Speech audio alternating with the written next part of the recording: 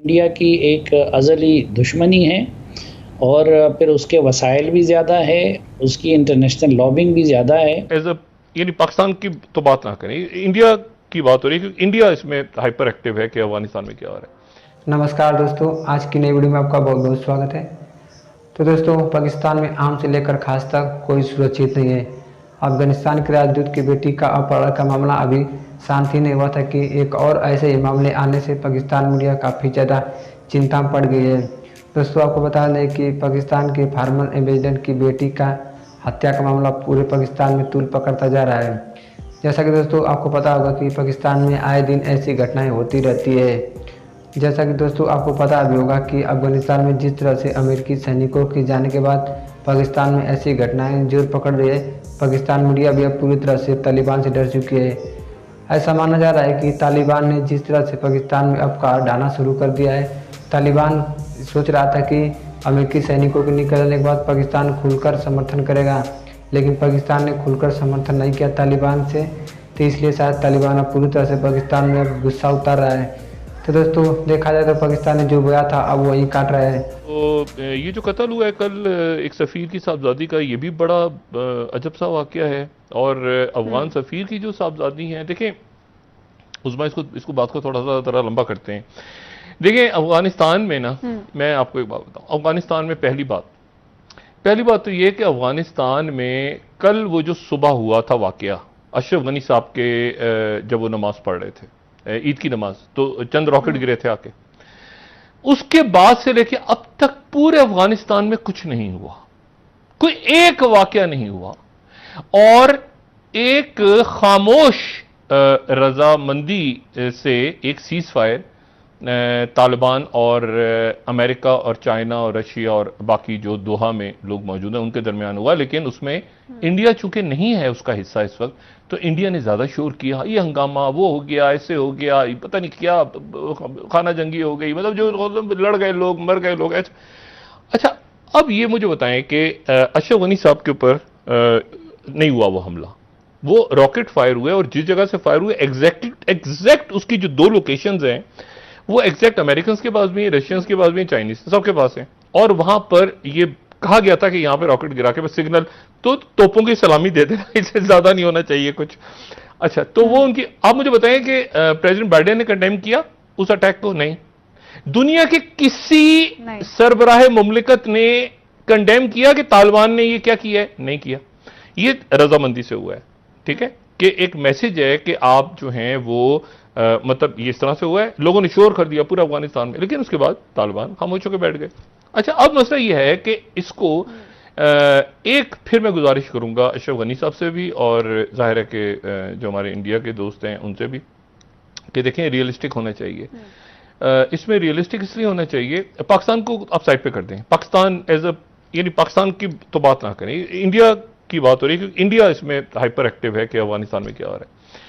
देखिए अल्लाह ताला खैर करे, वहां पे हालात ठीक हो जाएंगे। इंफॉर्मेशन उस हवाले से उसमें यह भी एक प्रोजेक्ट किया गया कि जी पाकिस्तान में इंक्रीज वायलेंस हो सकता है, पाकिस्तान में दहशतगर्दी के वाकयात बढ़ सकते हैं, जो कि फॉल आउट हो सकता है अफगानिस्तान का। अफगानिस्तान की अगर आप चीज़ देखें, जो बाइडन का जिक्र क्लासा साहब भी करते कि जी बात नहीं, रिजीम चेंज जो है CIA का, US एडमिनिस्ट्रेशन का बड़ा ट्राइड एंड टेस्टेड मैकेनिज्म है। अफगानिस्तान से वो चले तो गए, लेकिन अफगानिस्तान में 50 ममालिक बशमूल अमरीका जितने दहशतगर्द ग्रुप्स वहाँ पे बैठे थे, जिसमें से DJI 66 पाकिस्तान के खिलाफ काम करे, तो वो अमेरिकन की नज़र में नहीं आए, अमेरिकन सैटेलाइट्स की नज़र में नहीं आए, उन पर ड्रोन अटैक्स नहीं हुए, उन पर बम्बार्डमेंट नहीं हुई, उनको जाके उन्होंने न्यूट्रलाइज नहीं किया। वो किसके बिठा के रखे थे? कल को यहाँ पे इस्तेमाल होंगे। अगर आपको रिजीम चेंज के लिए आपको चाहिए, आपने वही वाला माहौल दोबारा से बनाना है और ये सारी चीज़ें बताई गई हैं, तो अब now once you try to connect the dot, हम अगर पावर में होंगे तो मुल्क में अमन होगा।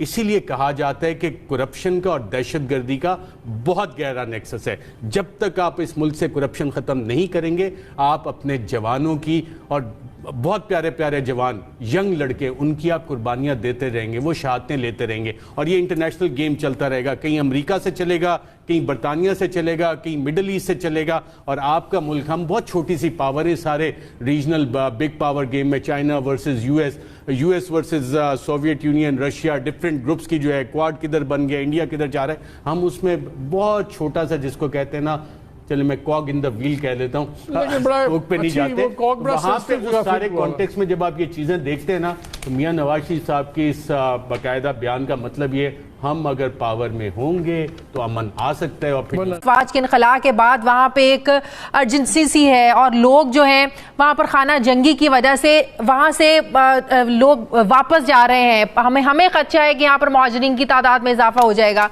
तो इस सारी सिचुएशन को आप कैसे देखते हैं? फिर भारत की तरफ से जिस तरीके से फैक्टअप में भी एतराफ़ किया गया, आप समझते हैं कि ये सारी एक चेन है पाकिस्तान को बदनाम करने के लिए और अफगानिस्तान को भी पाकिस्तान के खिलाफ इस्तेमाल करने के लिए, और भारत भी ये मौका ज़ाया नहीं करना चाहता कि वो अफगानिस्तान की सरजमीन से दूर हो जाए और पाकिस्तान के खिलाफ साजिशें करने का उसको मौका ना मिले?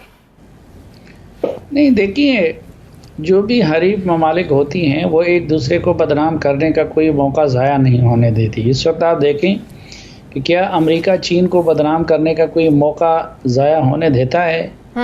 लेकिन उसकी कोई साजिश इसलिए कामयाब नहीं होती कि चीनी एक कौम के तौर पर और एक मुनज़्ज़म रियासत के तौर पर रिस्पॉन्ड कर रहा है। फिर क्या ईरान को बदनाम करने का कोई मौका अमेरिका ज़ाया होने देता है? नहीं। तो जितने भी अब ऑब्वियस है कि हमारा और इंडिया की एक अज़ली दुश्मनी है और फिर उसके वसाइल भी ज़्यादा है, उसकी इंटरनेशनल लॉबिंग भी ज़्यादा है। लेकिन सवाल ये है कि फिर हम उस साजिश को कामयाब होने क्यों देते हैं? अब उसका पहला तकाजा तो ये है कि आप कौम के अंदर यकजहती को फ़रोग़ दें।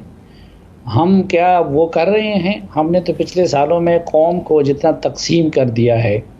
फिर दूसरा उसका तकाजा ये है कि अगर वो मीडिया के ज़रिए प्रोपेगेंडा कर रहे तो आप अपने मीडिया को स्ट्रेंथन कर दे। हमने तो इस दौरान अपने मीडिया का सत्यानाश कर दिया।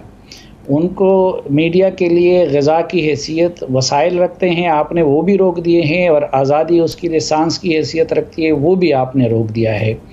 फिर तीसरी बात ये कि आप अपने इदारों के ऊपर एतमाद को बहाल करें। अब मसलन आप देखें कि हमारी वज़ारत दाखिला जो कि इस्लामाबाद के लॉ एंड आर्डर को देखती है, तो पिछले दिनों में यहाँ पे 3 सहाफ़ियों के साथ क्या हुआ, एक को अगवा किया गया, दूसरे पे गोलियां चलाई गई, और इन्होंने इसी तरह भड़के मारी थी कि हम हक़ाइक़ सामने लाएंगे।